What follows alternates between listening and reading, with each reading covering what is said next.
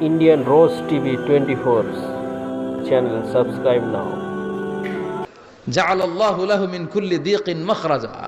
এরকম সব ধরনের বিপদ থেকে তারা রক্ষা করবে কে? আল্লাহ। যদি ইস্তেগফারের সাথে আঠার মতো লেগে থাকা যায়, এই হলো নাম্বার 1। নাম্বার 2, ওয়া মিন কুল্লি হাম্মিন ফারাজা। যে সব সময় আঠার মতো ইস্তেগফারের সাথে লেগে থাকবে, আল্লাহ তাকে দুশ্চিন্তা থেকে মুক্তি দিবেন, তার কোনো টেনশন থাকবে না। সুবহানাল্লাহ পড়েন। আমাদের জীবনে টেনশন আছে না নাই? জীবন নিয়ে টেনশন, মরণ নিয়ে টেনশন, ক্যারিয়ার নিয়ে টেনশন, বাড়ি ভাড়ার টেনশন, বিদ্যুৎ বিলের দাম বেড়ে যাচ্ছে টেনশন, ঘরের মধ্যে শান্তি নাই টেনশন, দ্রব্যের দাম বাড়তেছে, বেতন কমতেছে টেনশন, ঠিক কি না? এই টেনশন থেকে আপনাকে মুক্ত রাখবে কে? আল্লাহ। নাম্বার 3, ওয়ায়ারযুকহু মিন হাইসু লা ইয়াহতাসিব। এমন জায়গা থেকে আল্লাহ আপনাকে রিজিকের ব্যবস্থা করবে আপনি কল্পনাই করতে পারবেন না। রিজিক দেওয়ার মালিক কে? কেউ যেটা পারে না, পারে কে? এমন জায়গা থেকে তিনি রিজিক দিবেন আপনি কল্পনাই করতে পারেন না, আপনি হিসাবই করেন না যে এখান থেকে কিছু রিজিক আমি পাবো, কিন্তু আল্লাহ ব্যবস্থা করে দিয়েছে। সুবহানাল্লাহ পড়েন। 4 নাম্বার, যতক্ষণ ইস্তেগফারের সাথে আঠার মতো লেগে থাকবেন, আল্লাহর কোনো শাস্তি আপনার উপর আসবে না। ওমা কানাল্লাহু মুআযযিবাহুম ওয়া হুম ইস্তাগফিরুন। যতক্ষণ আপনি ইস্তেগফার করবেন, আল্লাহর আযাব আপনারে পাকড়াও করবে না। 5 নাম্বার হচ্ছে আল্লাহ আপনাকে মুস্তাজাবুদ দাওয়া বানিয়ে দিবে। মুস্তাজাবুদ দাওয়া মানে এমন ব্যক্তি, যেই ব্যক্তি দোয়া করা মাত্রই দোয়া কবুল করে কে? আল্লাহ। সবসময় ইস্তেগফার পড়তে রাজি আছেন তো? আপনারা ইমাম আহমদ ইবনে হাম্বলের নাম শুনেছেন? আমরা ইসলামে 5টা মাযহাবের প্র্যাকটিস করি, কোরআন সুন্নাহর আলোকেই আমরা করি। হানাফি, শাফিঈ, মালিকি। 4 নাম্বারটা আপনারা বলেন। হাম্বলি। হানাফি, শাফিঈ, মালিকি, তারপরে হাম্বলি। এই হাম্বলি মাযহাবের ধারক এবং বাহক ইমাম আহমদ ইবনে হাম্বল। উনি অনেক বড় যুগ শ্রেষ্ঠ মুহাদ্দিস ছিলেন। একক স্বতন্ত্র হাদিসের কিতাব হিসেবে পৃথিবী খ্যাত যে হাদিসের কিতাবটা, যেটার মধ্যে সবচাইতে বেশি সংখ্যক হাদিস আনা হয়েছে, মুসনাদ আহমদ ইবনে হাম্বল, এটার রচয়িতা উনি। সুবহানাল্লাহ পড়েন। প্রায় 40,000 হাদিসের কালেকশন ওই কিতাবের ভেতরে আছে। এই হাদিস কালেকশনের জন্য ইমাম আহমদ ইবনে হাম্বল বছরের পর বছর, যুগের পর যুগ, শহর থেকে গ্রাম, গ্রাম থেকে শহর চষে বেরিয়েছেন। ওনার শেষ জীবনটা উনি হাদিস সংগ্রহের কাজে ব্যয় করেছেন। একবার এক সফরে তিনি রাত্রিবেলা বেরোলেন। ইস্তেগফার পড়লে যে কি করে মানুষ মুস্তাজাবুদ দাওয়া হয় শুনেন। রাত্রিবেলা সফরে তিনি বেরোলেন, হাদিস সংগ্রহের সফর। পথিমধ্যে এক মসজিদে মাগরিবের নামাজ পড়লেন, এশার নামাজ পড়লেন। প্রচন্ড শীত, তিনি ভাবলেন আজকের রাতটা মসজিদেই কাটায় দেই, ফজরের সালাত পড়ে তারপরে বেরোবো। ব্যাগ থেকে কাঁথা বের করে তিনি শুয়ে পড়লেন।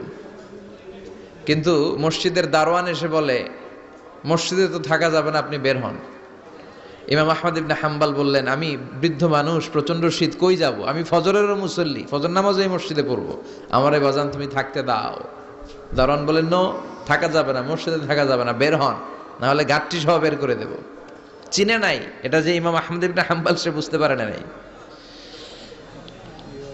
তো দারোয়ানের সাথে সুবিধা করতে না পেরে ইমাম আহমদ ইবনে হাম্বল ব্যাগ নিয়ে বেরোয় গেলেন। প্রচন্ড শীত, কাঁপছেন। হঠাৎ দেখে সামনে এক বাজার, ওই বাজারে এক খাব্বাজ বসে আছে। খাব্বাজ মানে রুটি বিক্রেতা। খাব্বাজ মানে যুবক, একজন রুটি বিক্রেতা, রুটি বিক্রি করে। যে যুবককে সালাম দিলেন, আসসালামু আলাইকুম। যুবক পড়লো, আলাইকুম আসসালাম।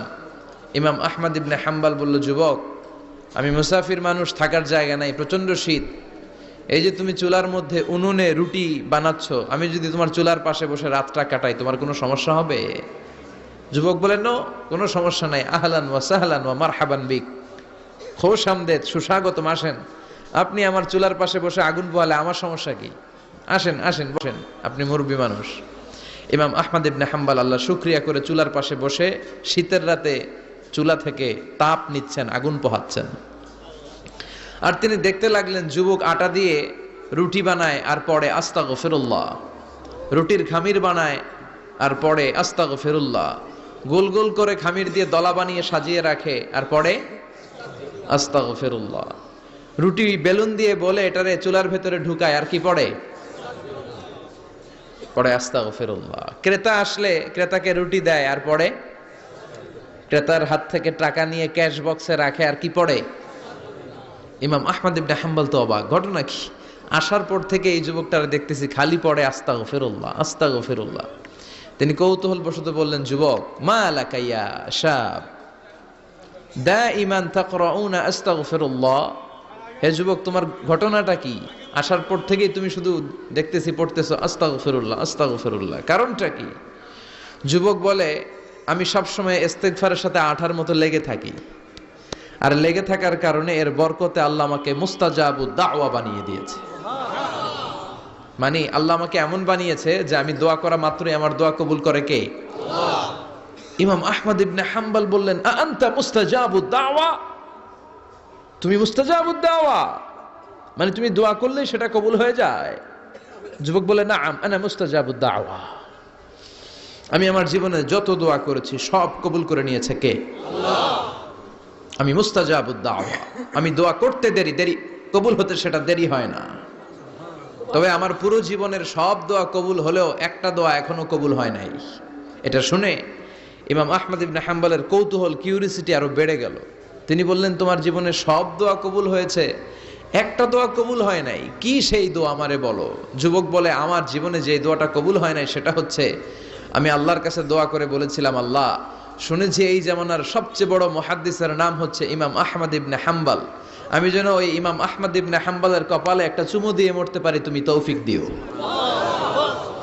ইমাম আহমদ ইবনে হাম্বল নিজেকে আর ধরে রাখতে পারলেন না, চোখের পানি ছেড়ে দিলেন, যুবককে জড়িয়ে ধরলেন আর বললেন, ইয়া শাব, আহমদ ইবনে হাম্বলের কপালে চুমু দেওয়ার জন্য আহমদ ইবনে হাম্বলের দরবারে তোমার যাওয়ার দরকার নাই, আহমদ ইবনে হাম্বল নিজেই তোমার দরবারে ছুটে এসেছে। আনাল আহমদ ইবনে হাম্বল, আমি নিজেই আহমদ ইবনে হাম্বল। চিল্লায় পড়েন আল্লাহু আকবার।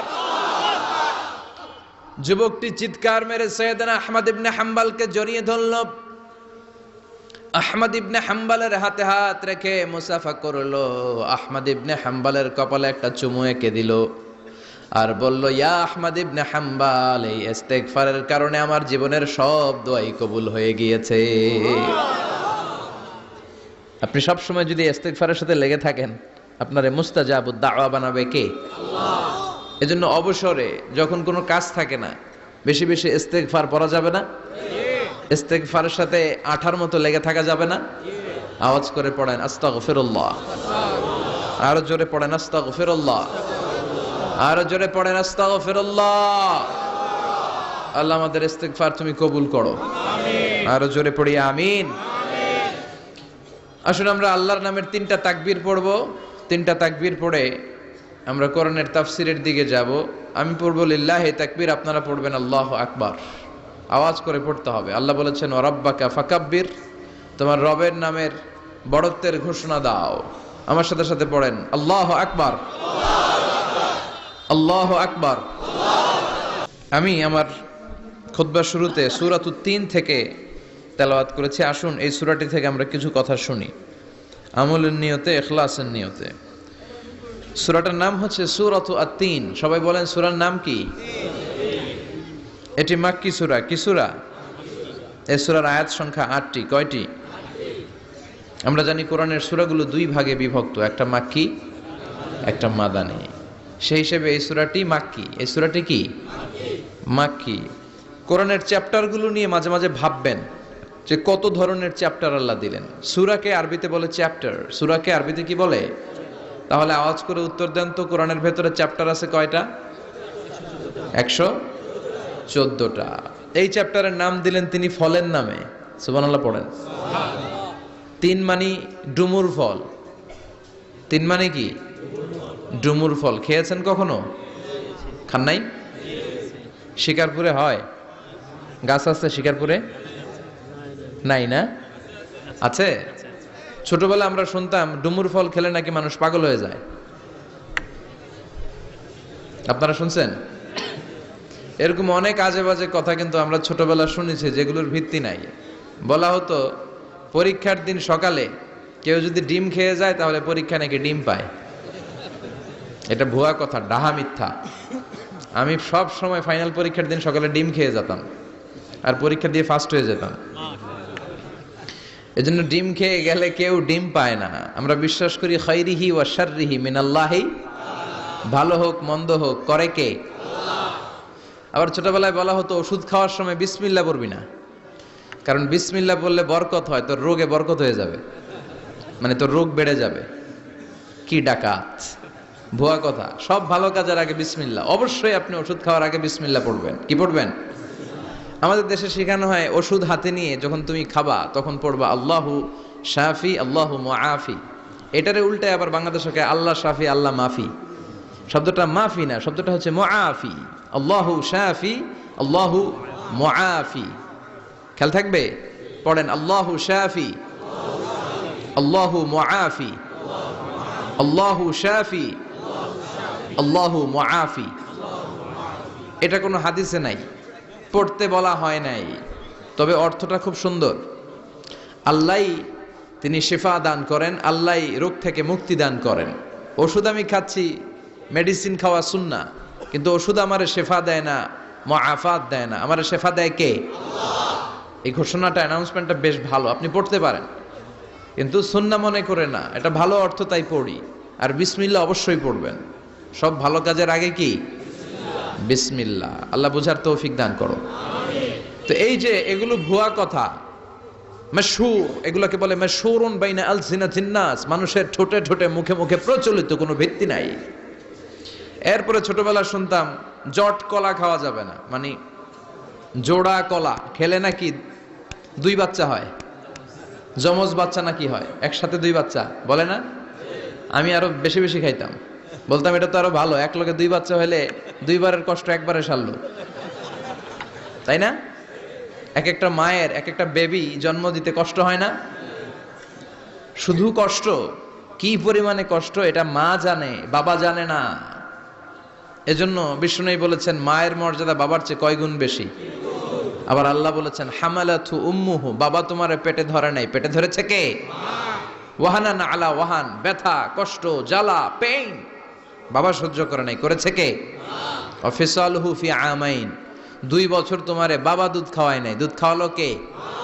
মায়ের এক ধারে দুধের দাম, কাটিয়া গায়ের চাম, পাপস বানাইলে ঋণের শোধ হবে না, এমন দরদি ভাবে কেউ হবে না আমার মাগো,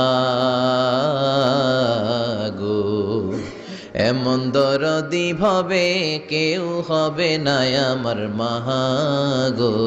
ঠিক কিনা? বিষ্ণু বললেন লাউ কাতাতা জিলদাক, গায়ের চামড়াগুলো কেটে কেটে রোদে শুকিয়ে যদি মায়ের পায়ের 2টা জুতাও বানিয়ে দাও, ছোটবেলা যে দুধ খেয়েছো সেটার 1 ঢোক দুধের শোধ আদায় হবে না। এজন্য মা যে কি কষ্ট করে, এখানে বেশিরভাগই আমরা নর্মাল প্রসেসে পৃথিবীতে এসেছি, তাই না? সিজারিয়ান বেবি খুব কম, থাকলে 1-2টা। নর্মাল প্রসেসে একটা বাচ্চাকে ডেলিভারি করতে একটা মায়ের যে কত কষ্ট হয় আপনি কল্পনাই করতে পারবেন না। চিকিৎসা বিজ্ঞান বলে একজন সুস্থ মানুষ, ব্যথার একটা ইউনিট আছে, মাত্রা, ব্যথা মাপার একক, 45 ইউনিট পেইন বা ব্যথা একজন মানুষ সহ্য করতে পারে। ব্যথার তীব্রতা বা মাত্রা যদি 45 ইউনিটের বেশি হয়, যদি ছাড়িয়ে যায়, হয় লোকটা বেহুশ হবে, নয় মরে যাবে। আমার আর আপনার মা যখন আমাদেরকে নর্মাল প্রসেসে ডেলিভারি করেছেন তখন তারা 45 না 57 ইউনিট প্লাস 57 থেকে 60 ইউনিটের পেইনও তারা ছাড়িয়ে গেছে। 57 ইউনিটেরও বেশি ব্যথা তারা সহ্য করেছে, যেটা কোনো অ্যাক্সিডেন্টে আপনার দেহের 206টা হাড্ডি আছে তো 20টা হাড্ডি একসাথে কোনো অ্যাক্সিডেন্টে ভেঙে গেলে যত ব্যথা তার চেয়েও বেশি ব্যথা। এজন্য মায়ের মনে কষ্ট দেয়া যাবে, মায়ের মনে কষ্ট দিয়ে জীবনে কেউ সফল হতে পারে নাই। সাইয়েদনা মূসা আলাইহিস সালাম আল্লাহর একবার জিজ্ঞেস করলেন, আল্লাহ মাইয়া কুনু জালিসি ইয়াউমাল কিয়ামা, আল্লাহ আমার সাথে কিয়ামতের দিন জান্নাতের সাথী কে হবে? আল্লাহ বললেন জালিসুকা ফিল জান্নাতি জাজ্জার, তোমার সাথী হবে কিয়ামতের দিন বিচার শেষে জান্নাতে যখন ঢুকবা তোমার সাথী হবে একজন কসাই। কসাই চিনেন? কি করে? গোশত কাটে। সাইয়েদনা মূসা আলাইহিস সালাম অবাক হলেন, ঘটনা কি? কসাই, আমি হইলাম নবী আর আমার সাথে জান্নাতে থাকবে? হাউ কাম ইটস পসিবল, এটা কিভাবে সম্ভব? আল্লাহ বললেন নিজেই দেখে আসো এটা কেমন কসাই। সাইয়েদনা মুসা আলাইহিস সালাম ছদ্মবেশে কসাইয়ের দোকানে দাঁড়িয়ে রইলেন। দেখলেন স্পেশাল বিশেষ কোনো আমল নাই, কসাই শুধু গোশত কাটে, গোশত বিক্রি করে। দিন শেষে দোকান বন্ধ করে প্যাকেটের ভেতরে গোশত নিয়ে বাড়িতে রওনা হয়েছে। বাড়ির ভেতরে ঢুকে যাওয়ার পর সাইয়েদনা মুসা আলাইহিস সালাম ঘরের দরজার কড়া নাড়লেন। কসাই বলে, মান আনতা, তুমি কে?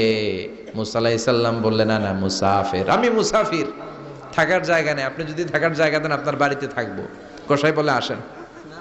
সাইয়েদনা মুসা আলাইহিস সালাম ঢুকলেন। কসাই বলে, এই ঘরে একটু থাকেন, ওই ঘরে আমার একটু কাজ আছে। মুসা আলাইহিস সালাম বললেন, যান, কাজ সেরে আসেন। মুসা আলাইহিস সালাম খেয়াল করলেন ওই ঘরে মাচার উপর থেকে বয়োবৃদ্ধ এক নারীকে তিনি নামিয়ে গোসল করালেন, টাওয়াল দিয়ে গা মুছিয়ে দিলেন, নতুন জামা পরিয়ে দিলেন। এরপর দোকান থেকে আনা সুন্দর গোশতের টুকরাটারে নিজ হাতে কেটে রান্না করলেন। তারপর রুটি বানালেন, আর গোশত আর রুটি হাতে নিয়ে ওই মহিলার মুখে তুলে দিচ্ছেন। মহিলা খাচ্ছে, খায় আর বিড়বিড় করে কি যেন দোয়া পড়ে। সুবহানাল্লাহ পড়বেন না? ওই মহিলাকে খাওয়ানোর পরে কসাই সাইয়েদনা মুসা আলাইহিস সালামকে মেহমান হিসেবে খাবার নিয়ে আসলেন। বললেন, ও পথিক, খাবার খান, সকালবেলা আপনিও চলে যাবেন, আমিও যাব আমার দোকানে, খেয়ে আপনি ঘুমিয়ে পড়েন। মুসা আলাইহিস সালাম বললেন, ততক্ষণ পর্যন্ত তোমার আনা খাবারে আমি হাত দিব না, যতক্ষণ না তুমি বলবা ওই মহিলাটাকে। কসাই বলে, হাদিহি উম্মি, এটা আমার মা, হাদিহি উম্মি, এটা আমার মা। এই দুনিয়ায় এই মা ছাড়া আমার কেউ নাই, আমিও ছাড়া আমার মায়ের কেউ নাই। তাই প্রতিদিন দোকানের কাজ শেষ করে গোশত এনে রান্না করে আমার মারে আমি খাওয়াই। হাদিহি উম্মি, এটা আমার জনম দুঃখিনী মা।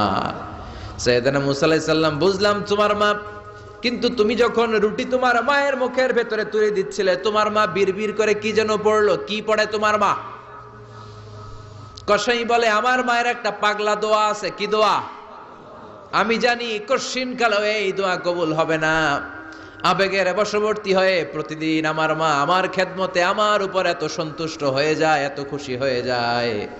আমার মা প্রতিদিন বলতে থাকে, আল্লাহুম্মা জাআল ইবনি জালিসা মুসা ইয়াউমাল কিয়ামাহ। ও আল্লাহ, আমার ছেলের খেদমতে আমি এত সন্তুষ্ট, আমার ছেলের উপর আমি এতটাই রাজি খুশি। শুনেছি এই জামানার সবচাইতে বড় পয়গম্বর, বনি ইসরাইলের সবচাইতে বড় নবী, ওই নবীর নাম নাকি মুসা। ও আল্লাহ, আমি এত কিছু জানি না, এত কিছু বুঝি না, এত কিছু চাই না, তোমার দরবারে শুধু একটাই চাওয়া, একটাই ফরিয়াদ, তুমি আমার ছেলেরে কিয়ামতের দিন মুসার সাথে হাসর নসিব করে দিও। আমার ছেলে কসাই ছেলেটারে তুমি মুসার জান্নাতের সাথী বানিয়ে দিও। আল্লাহুম্মা জাআল ইবনি জালিসা মুসা ইয়াউমাল কিয়ামা। জালিস মানে ফ্রেন্ড, বন্ধু। আল্লাহ, জান্নাতে আমার ছেলে তুমি মুসার বন্ধু বানিয়ে দিও। মুসা আলাইহিস সালাম এবার বুঝতে পারলেন। তিনি বললেন, ঘটনা তো এই জায়গায় এতক্ষণে বুঝতে পেরেছি, কেন আমার সাথে মুফাসসির যাবে না, হাফেজে কোরআন যাবে না, শহীদরা যাবে না, ওলিরা যাবে না, নবীরা যাবে না, আমার সাথে জান্নাতে যাবে কসাই। এটা মায়ের দোয়া। কার দোয়া? মায়ের দোয়ার দরকার আছে না নাই? অনেক পাওয়ারফুল মায়ের দোয়াটা। বুলেট মারলে বুলেট মিস হয়, মায়ের দোয়া মিস হয়? ড্রোন হামলা করলে ড্রোন হামলা মিস হয়ে যেতে পারে, কিন্তু মায়ের দোয়া কশিনকালে মিস হয় না। চিল্লায় বলেন ঠিক কি না? মায়ের দোয়াটাও কবুল, বদদোয়াও কবুল। ভয়ঙ্কর কিন্তু। মা দোয়া করলে কবুল হয়, কিন্তু বদদোয়া করলে কবুল হয় না। এরকম হলে it was not a big deal, এটা বড় সমস্যা ছিল না। কিন্তু দোয়া করলেও যেমনি কবুল, বদদোয়াটাও কবুল। এজন্য খবর আছে না নাই? এজন্য মায়ের কাছ থেকে সবসময় দোয়া নিতে হবে। দোয়া নিতে রাজি আছেন? আমাদের সমাজে এরকম অনেক ধরনের কুসংস্কার। 2 কলা খেলে 2 বাচ্চা হয়, তাই না? আসলে কি কথাটা ঠিক? বাচ্চা একটা হবে না, 2টা হবে, ছেলে হবে না মেয়ে হবে, এটা কে দেয়? আবার অনেকের মাথার চুলের মধ্যে 2টা গিট থাকে, আছে না নাই? 2 গিট থাকলে কয় তোর 2 বিয়া, 3 গিট থাকলে 3 বিয়া, গিট নাই কয় তোর বিয়া নাই, আছে না নাই? এগুলো মুসলমান বিশ্বাস করতে পারে? মুসলমান বিশ্বাস করে একজনকে, তিনি কে? তো এই 3 ফল এটা খেলে মানুষ পাগল হয়ে যায় না, এটা স্বাস্থ্যকর একটা খাবার। বাংলাদেশের 3 আর আরব দেশের 3 এর পার্থক্য আছে। আরব দেশের 3 খুব সুস্বাদু, তো এই তিনের নামে আল্লাহ একটা সূরা দিলেন, সূরার নাম হচ্ছে সূরাতুত তিন। সূরার নাম এরকম অনেক নামে আল্লাহ সূরা দিয়েছেন, খেয়াল করে দেখবেন। মানুষের নামে সূরা দিয়েছেন, সূরাতুল ইনসান, সূরাতুন নাস। আবার ইন্ডিভিজুয়াল 6 জন পুরুষ মানুষের নামে সূরা দিয়েছেন, 6 জন নবীর নামে, একজন ওলির নামে।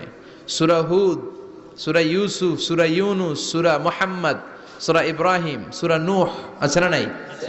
আবার সূরা লোকমান, আছে না নাই? মানুষের নামে সূরা, তাই না? তো 7 জন পুরুষের নামে সূরা, আর মাত্র একজন নারীর নামে আল্লাহ সূরা দিলেন। বলেন তো এই সূরাটার নাম কি? মারিয়াম। তো রেশিওটা কম হয়ে গেছে না? পুরুষ 7 জন, নারী একজন। নারীরা যাতে রাগ না করে, নারীদেরকে বুঝ দেওয়ার জন্য আল্লাহ সব নারীদের নামে আলাদা একটা সূরা দিলেন। সূরার নাম, তার মানে আল্লাহ নারীকে খুশি রাখতে চায়, বিশ্বনবীও নারীদেরকে খুশি রাখতে চায়। আমরা অনেকে বলে, হুজুর আপনি নারীদের পক্ষে কথা বলেন বেশি। আমি সবার পক্ষেই বলি, যার যেটা অধিকার তাকে সেটা দিতে হবে, ঠিক কিনা? নারীরা সম্মানিতা, তাদেরকে সম্মান দিতে হবে। বিশ্বনবী তাদেরকে সম্মান দিতেন। মা আয়েশাকে বিশ্বনবী সবসময় আগে সালাম দিতেন। সুবহানাল্লাহ পড়েন। খাদিজা রাদিয়াল্লাহু তাআলা আনহাকে আল্লাহ তাআলা আরশের উপর থেকে সালাম পাঠিয়েছেন। এজন্য নারীদেরকে সালাম দিবেন বেশি বেশি। ঘরে সুখ শান্তি নাই, অনেকে বলে ঘরটা নাকি জাহান্নামের টুকরা, কারণ সালাম নাই। সালাম মানে শান্তি, সালাম মানে কি? সালাম সালাম হাজার সালাম সকল শহীদ স্মরণে, আমার হৃদয় রেখে যেতে চাই তাদের স্মৃতির চরণে। পড়েন আমিন। সালাম মানে চিল্লায় বলেন। জান্নাতীরা যখন জান্নাতে ঢুকবে, ফেরেশতারা জান্নাতীদেরকে কি বলবে? সালাম, শান্তি। Enter the paradise with peace and security. শান্তি এবং নিরাপত্তার সাথে জান্নাতে ঢুকে যান। এজন্য ঘরটারে শান্তিময় বানাতে চাইলে সালাম দিতে হবে। কি দিতে হবে? আজ থেকে স্ত্রীকে সালাম দিবেন তো ইনশাআল্লাহ? পড়েন। আমার মাইকের আওয়াজ যদি বোনদের কানে যায়, মাদের কানে যায়, আপনাদেরও বলি, আপনারাও আগে আগে সালাম দিবেন। এই দৃশ্য বাচ্চারা দেখলে বাচ্চারাও সালাম শিখবে, ঠিক কিনা? মা খাদিজার ব্যাপারে আল্লাহ বলেছেন, জিব্রাইল তুমি যে খাদিজারে আমার পক্ষ থেকে সালাম দিয়ে দাও, আর খাদিজারে বলে দাও জান্নাতে খাদিজার জন্য এমন ঘর আমি প্রিপেয়ার করে রেখেছি যেই ঘরের ভিতরে কোনো নয়েজ নাই, কোনো আওয়াজ নাই, কোনো ডিস্টার্ব নাই, আছে শান্তি। সুবহানাল্লাহ। কারণ বিশ্বনবীর জন্য খাদিজা নিজের ঘরটার এরকম নয়েজহীন, কোলাহল মুক্ত, শান্তিময় করে রেখেছিলেন। বিশ্বনবী কোলাহল পূর্ণ দাওয়াতি কাজ শেষ করে যখন ঘরে যেতেন, কলিজাটা ঠান্ডা হয়ে যেত। বিশ্বনবীর জন্য এমন একটা ঘর রেখেছিলেন মা খাদিজা, ওই ঘরে বিশ্বনবী যখন প্রবেশ করতেন, বাইরে যত মারপিট হয়েছে, মারামারি হয়েছে, কাফেরদের যত অত্যাচার সহ্য করেছে, ঘরে ঢোকার সাথে সাথে নবী সব ভুলে যেতে। এত মায়া, শান্তি, প্রশান্তির ঘর খাদিজা বানিয়েছিল। এজন্য আল্লাহ বলেছে, জিব্রাইল খাদিজারে বলো, খাদিজার জন্য এমন জান্নাত আমি রেখেছি যে জান্নাতে কোনো সাউন্ড নাই, আওয়াজ নাই, ডিস্টার্ব নাই, কোলাহল নাই, কোনো নয়েজ নাই। চিল্লায় পড়েন আল্লাহু আকবার। এজন্য মায়েরা খাদিজার জীবনী থেকে শিক্ষা, স্বামীর জন্য ঘরটারে প্রশান্তিপূর্ণ করে রাখবেন। প্রশান্তির একটা জায়গা যেন হয়। কানের কাছে এসে বেশি বেশি ঘ্যান ঘ্যান করেন না। ঘরে ঢুকলেই চাল নাই, ডাল নাই, এটা লাগবে, ওইটা লাগবে, ছেলের ওইটা লাগবে। আস্তে আস্তে অনেক স্বামী হার্ট অ্যাটাক করে স্ত্রীর কারণে, জানেন ঠিক কিনা? ওই কয় ঠিক, সবাই ভুক্তভোগী, কমন পড়ে গেছে। দুই পক্ষেরই বললাম, স্বামীরাও সালাম দিবেন, স্ত্রীরাও দিবেন। সালাম মানে শান্তি। তো ঘরটারে শান্তি দিয়ে ভরে দিবে কে? আর একে অপরের প্রতি শ্রদ্ধাবোধ রাখবেন। তো নারীদেরকে খুশি করার জন্য আল্লাহ সূরা দিলেন, সূরাতুন নিসা। প্রাণীদের নামে অনেক সূরা আছে, সূরাতুল বাকারা আছে না নাই? বাকারা মানে কি? গাভী। গাভীর দুধ খাবেন। বিষ্ণু বলেছেন, গরুর গোশত খেয়েও কম, দুধ খেয়েও বেশি। আলাইকুম বিআলবানিল বাকার, তোমাদের উচিত গরুর দুধ খাওয়া। ফাইন্নাহা তুরাম্মু মিনাল আশজার, কেননা গরুর দুধ এটা হচ্ছে সবুজ ঘাস আর পাতার নির্যাস। ফি লাবানিহা শিফা, গরুর দুধে আছে শিফা। ও ফি লুহুমিহা দা, গরুর গোশতে আছে রোগ। গোশতে আছে কি? গরুর গোশত খাইলে রোগ বাড়ে না? অনেক ডাক্তার আছে, এরা সিরিয়াল নেয় না, যারা গরুর গোশত খায় বেশি। বলে লাল মাংস যারা খাবে এরা যেন আমার সিরিয়াল না দেয়। আছে না নাই? বিশ্বনবীর খাবারের তালিকায় দুধ ছিল। বিশ্বনবী বলতেন বেশি বেশি দুধ খেও। এবং বিষ্ণু বলেছেন মায়েরা যেন তাদের বাচ্চাদেরকে দুধ খাওয়ায়। মায়ের বুকে প্রথম যে দুধটা আসে এটাকে বলে শাল দুধ। এটা বাচ্চার জীবনের প্রথম প্রাকৃতিক টিকা। সুবহানাল্লাহ পড়েন। আমরা কত টাকা দিয়ে দামি দামি টিকা দেই, কিন্তু প্রথম টিকাটা আল্লাহ ফ্রি দিছেন। সুবহানাল্লাহ পড়েন। বাকারার নামে সূরা দিলেন, আনকাবুত মাকড়সার নামে সূরা দিলেন, নাহাল মৌমাছির নামে সূরা, নামাল পিঁপড়ার নামে সূরা। সুবহানাল্লাহ পড়েন। এইভাবে আপনি খুঁজলে কোরআনের চ্যাপ্টারগুলো যে কত সুন্দর সুন্দর নাম দিয়ে আল্লাহ দিয়েছেন, তার এই ধারাবাহিকতায় আজকের সূরাটির নাম দিয়েছেন আল্লাহ একটা ফলের নামে। কিসের নামে? তিন ফলের নামে। সূরার নাম কি? সাইয়েদনা বারা ইবনে আযিব রাদিয়াল্লাহু তাআলা আনহু বর্ণনা করেন, বুখারীর বর্ণনা। তিনি বলেন সামি'তু রাসূলুল্লাহি ইয়াকরাউ সূরাতাত তিন ফি সালাতিল ইশা। আমি বারা ইবনে আযিব রাদিয়াল্লাহু তাআলা আনহু এশার নামাজে বিশ্ব নবীকে সূরাতুত তিন তেলাওয়াত করতে শুনেছি। কোন নামাজে? কোন সূরা পড়তেন? কোন নামাজে? কোন সূরা? মনে থাকবে? পড়বেন তো? তিনি বলেছেন এশার নামাজে আমি বিশ্ব নবীকে সূরাতুত তিন তেলাওয়াত করতে শুনেছি। ফামা সামি'তু আহসানা সাউতিন মিন সাউতি রাসূলিল্লাহ। আল্লাহ রাসূলের কণ্ঠের চাইতে এত মধুর কণ্ঠ আমার জীবনে শুনি নাই। বিশ্বনবী যখন তেলাওয়াত করতেন সাহাবাদের কলিজা ঠান্ডা হয়ে যেত। সাহাবারা মাঝে মাঝে খাবার না পেলে, ঘরে খাদ্য না থাকলে বিশ্বনবীর কাছে চলে আসতেন। এসে বিশ্বনবীর চেহারার দিকে তাকায় থাকতেন, ওনার কণ্ঠে তেলাওয়াত শুনতেন। বিশ্বনবীর তেলাওয়াত শুনলে চেহারার দিকে তাকায় থাকলে ক্ষুধার কথা তারা ভুলে যেতেন। কি কণ্ঠ ছিল বিশ্বনবীর! অনেকে বলে সাইয়েদনা দাউদ আলাইহিস সালামের কণ্ঠ ছিল অনেক চমৎকার, এটা ঠিক, কিন্তু বিশ্বনবীর চাইতে বেশি সুন্দর না। আকাবা উপসাগরের তীরে বসে সাইয়েদনা দাউদ যখন তেলাওয়াত করতেন, সাগরের মাছগুলো সাগর ছেড়ে ডাঙায় চলে আসতো, বনের পশু বন ছেড়ে বাইরে আসতো, আকাশের পাখি আকাশ ছেড়ে দিয়ে নিচে নেমে আসতো। কিন্তু বিশ্বনবীর কণ্ঠটা এর চেয়েও বেশি সুন্দর ছিল। সুবহানাল্লাহ পড়েন। বিশ্বনবী সারাদিন যেই কোরআনের আয়াতগুলো নাজিল হয়েছে, প্রত্যেক রাত্রে এশার নামাজের পর ঘরের মধ্যে বসে বসে আয়াতগুলো তেলাওয়াত করতেন। আর মক্কার আবু জাহেল, উতবা, শাইবা, ওয়ালিদ ইবনে মুগীরা সবাই লুকিয়ে লুকিয়ে তেলাওয়াত শোনার জন্য বাড়ির চিপায় চলে আসতো। আবু জাহেল, উতবা, শাইবা এটা কি বিশ্বনবীর পক্ষের লোক না বিপক্ষের? বিপক্ষের লোক হয়েও নবীর কণ্ঠের তেলাওয়াত শোনার জন্য পাগল। তাইলে কণ্ঠটা কি নরমাল কণ্ঠ ছিল?